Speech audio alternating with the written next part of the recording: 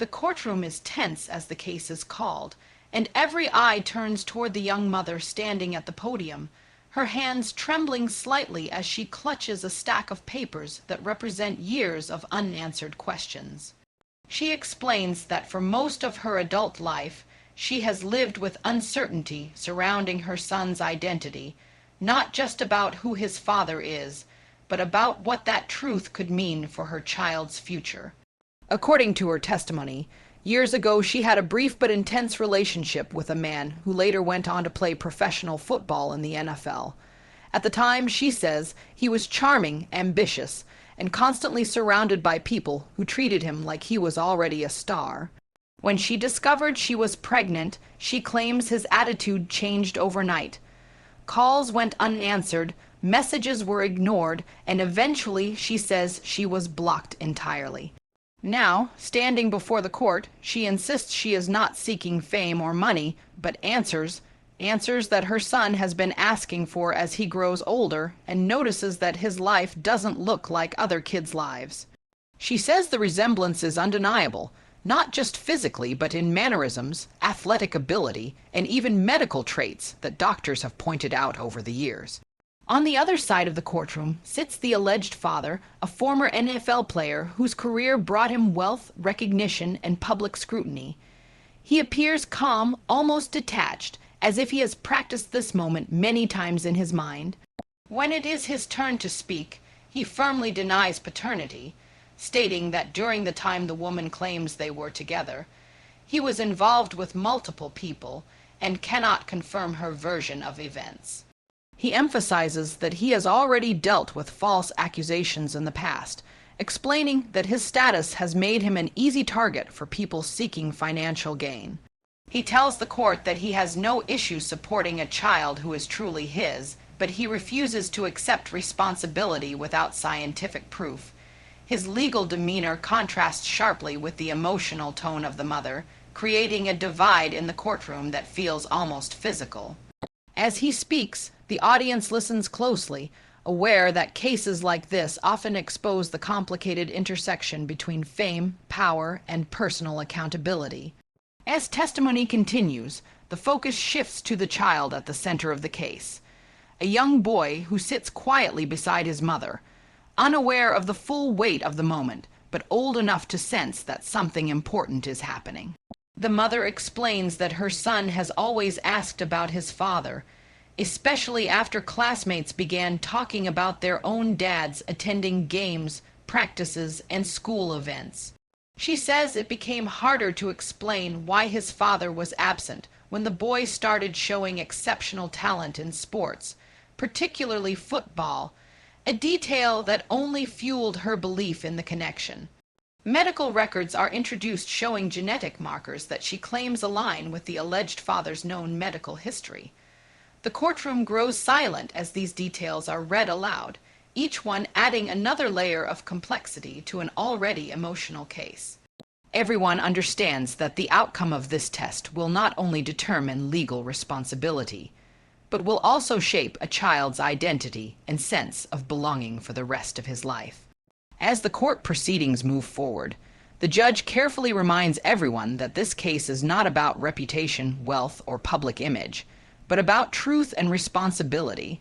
The mother listens intently as the judge explains the gravity of paternity cases, emphasizing how deeply they affect a child's emotional development and sense of identity. She nods through tears, recounting the years she spent raising her son alone, working multiple jobs while trying to shield him from the pain of unanswered questions. She explains how birthdays and holidays were the hardest, moments when her son would ask if his father would ever show up, or if he even knew he existed. According to her, she tried reaching out several times over the years, not to demand money, but simply to establish communication, only to be met with silence or legal threats. The courtroom audience can feel the exhaustion in her voice as she describes the emotional toll of carrying this burden alone, always knowing that one DNA test could change everything. When the alleged father is questioned again, his tone becomes more defensive as he acknowledges the challenges of navigating personal relationships while living in the public eye. He explains that during his NFL career, he was constantly traveling, attending events, and surrounded by people who often exaggerated or fabricated connections to him. He insists that while he does not remember the woman in the way she describes, he is not dismissing the possibility entirely, only demanding proof before accepting life, altering responsibility. He speaks about the pressure of being viewed as a role model and how accusations like this can impact not only him, but his family, sponsors, and mental health. The judge listens carefully, occasionally interrupting to clarify timelines and inconsistencies. Each question sharpens the tension, as both sides realize that memories and emotions alone will not be enough to settle the matter. Attention then turns to the evidence presented, including photographs, text messages, and witness statements that attempt to establish a timeline of the relationship. The mother points out similarities between her son and the alleged father, from facial features to posture, even the way he throws a football. Though the judge cautions against relying on visual resemblance, the audience cannot help but notice the parallels. A friend of the mother testifies that she remembers seeing the two together during the period in question, describing moments that align with the mother's account. Meanwhile, the alleged father's legal representative highlights gaps and contradictions, arguing that coincidence and perception are unreliable substitutes for scientific truth. As the discussion circles back to the impending DNA results, the courtroom atmosphere grows heavier, with everyone aware that the next phase of the case will either confirm years of belief or dismantle them entirely. The moment arrives when the court addresses the DNA testing process, and the judge explains in careful detail how the samples were collected, analyzed, and verified by an accredited laboratory. The explanation is slow and deliberate, ensuring that everyone understands the reliability of the science behind the results. The mother grips her son's hand as the judge speaks, her mind racing through years of hope, doubt, and quiet prayers. She admits that part of her fears the outcome, knowing that a negative result would not only shatter her belief, but also leave her son with the same unanswered questions he has carried his whole life. At the same time, she says, a positive result would bring its own challenges, forcing her child into a world of fame and scrutiny he did not ask for. The judge pauses, allowing the weight of these realities to settle over the courtroom like a heavy fog. The alleged father shifts in his seat as the DNA envelope is presented, his confidence noticeably wavering for the first time. He maintains that whatever the result, he will respect the court's decision, but his body language suggests the gravity of the moment is finally sinking in. He speaks briefly about his own childhood, mentioning that he grew up without consistent parental support, and understands how damaging that absence can be. This admission softens the atmosphere slightly, reminding everyone that beyond the accusations and defenses are two human beings shaped by their pasts. The judge acknowledges this, reinforcing that the purpose of the court is not to punish, but to provide clarity and accountability where it is due. The silence in the room becomes almost unbearable as the judge prepares to read the results. Before the results are revealed, the mother is given a final opportunity to speak, and she uses it to address her son directly. She tells him that no matter what the paper says, he is loved, wanted, and valued beyond measure. Her voice breaks as she explains that her pursuit of this case was never about forcing a relationship, but about giving him the truth he deserves. The alleged father watches quietly, his expression unreadable, as if bracing for impact. The audience is completely still, every breath held in anticipation. When the judge finally opens the envelope, the sound of paper seems impossibly loud in the hushed courtroom, signaling that years of uncertainty are about to be resolved in a single sentence. The judge looks down at the document, then up at the courtroom, allowing a brief but powerful pause that intensifies the anticipation. With a steady and measured voice, the judge begins to read the results, stating that based on the DNA analysis, The probability of paternity is overwhelmingly conclusive. Gasps ripple softly through the audience as the words sink in, and the mother instinctively covers her mouth, tears streaming down her face as years of uncertainty collapse into a single moment of truth. Her son looks up at her, confused by the sudden emotion, sensing that something monumental has just happened. The alleged father's posture stiffens, his jaw tightening as he processes the reality that the child he denied for years is biologically his. The judge continues, emphasizing the scientific certainty of the findings and reminding everyone that this result carries both rights and responsibilities that cannot be ignored. As the courtroom regains composure, the alleged father is invited to respond to the results. He exhales deeply before speaking, his voice noticeably different from earlier, stripped of defensiveness and replaced with a subdued acceptance. He acknowledges that while the result was not what he claimed to expect, he respects the science and the authority of the court. He admits that fear and pride influenced his earlier denial, explaining that the idea of having a child he did not know about terrified him more than he was willing to admit. The judge listens intently, reminding him that accountability begins not with words, but with action.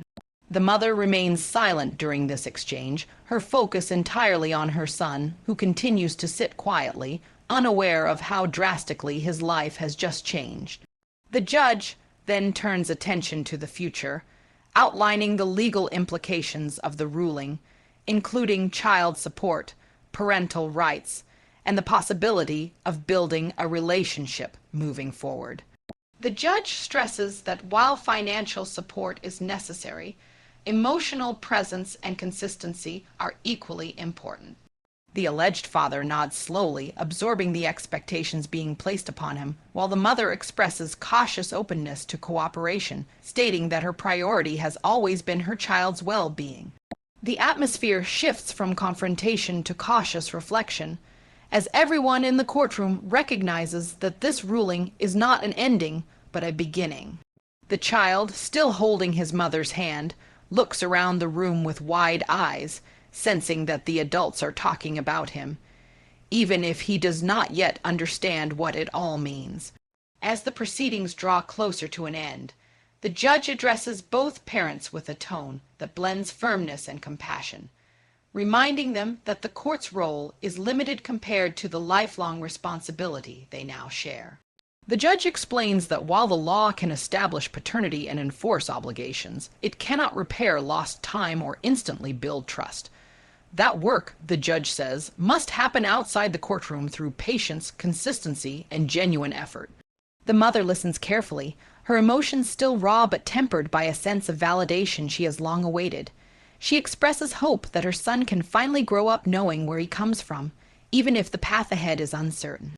The alleged father, now confirmed as the biological parent, appears reflective, acknowledging that his son's existence is no longer a question, but a reality that demands maturity and commitment. In a rare and quiet moment, the judge invites the father to speak directly about what he intends to do moving forward. He admits that he does not expect forgiveness or instant connection, but he expresses a willingness to learn, to be present, and to take responsibility for the years he missed. He speaks about wanting to know his son not as a headline or a legal obligation, but as a human being with his own personality, dreams, and needs. The mother responds cautiously, stating that trust will have to be built slowly and that her child's emotional safety will always come first. The exchange is not dramatic or triumphant, but honest, reflecting the complexity of rebuilding something that was never given the chance to exist in the first place. As the judge officially closes the case, the courtroom slowly empties, leaving behind the echoes of a decision that will resonate far beyond those walls. The mother and her son walk out together, their steps lighter yet uncertain, carrying both relief and responsibility into the future. The father lingers briefly, watching them from a distance, visibly aware that his life has irrevocably changed. This case, like so many others, serves as a reminder that paternity is not just about biology, but about presence, accountability, and the choices made after the truth is revealed. Though the courtroom doors close, the story continues, shaped not by a DNA result alone, but by what each person chooses to do with that truth moving forward.